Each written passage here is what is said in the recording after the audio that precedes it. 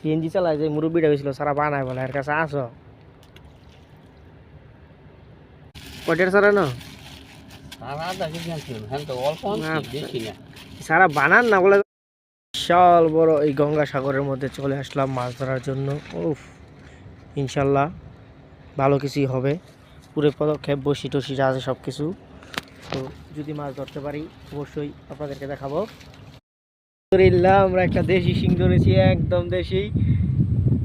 কি বলেন রফিকুল ভাই?